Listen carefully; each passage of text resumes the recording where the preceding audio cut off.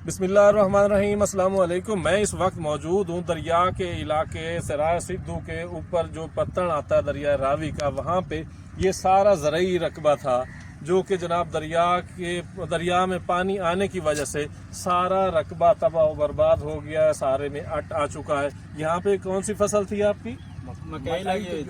मकई एंड ज्वार थी, वो सारी जनाब आप देख सकते हैं, यहाँ कहीं नज़र नहीं आ रही।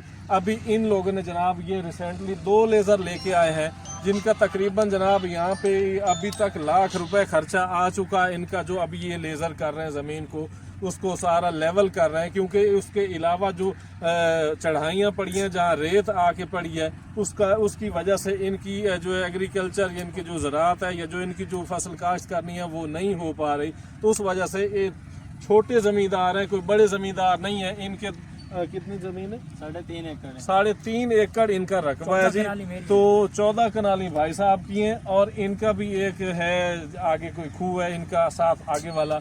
तो इस तरह से ये लोग जो छोटे छोटे ज़मींदार हैं, अभी तक सरकार की तरफ से कोई बंदा नहीं आया, कोई पटवारी नहीं आया। वो सरकारी ज़मीनों की तो वो कर रहे हैं, सरकारी ज़मीनों की कर रहे हैं ना सरकार जी, ज़रूर गवर्नमेंट को अपना फंड अपने लिए ही लेना था, वो उसकी कर रहे हैं सारी वर्किंग जो उसका लॉस हुआ है। यहाँ जो मकामी ज़मींदार हैं बेचारे, ये वैसे ही खड़े हैं, अपने खर्चे पे ये काम कर रहे हैं। तो इनका मुतालबा है हुकूमत वक्त से कि जी जो लोग यहाँ के ज़िम्मेदारान हैं वो आएँ और हमारे मुतालबा सुने और हमारी जो एंट्रीज़ हैं करनी है, जो भी पैसा देना है वो हमें दें, ताकि हम वक्त पे इस चीज़ को कवर कर सकें, ना कि टाइम गुजर जाए फसल का और हम देखते रह जाएं कि ये लेवल भी अभी नहीं हुई और इस पर काफ़ी एक्सपेंस है।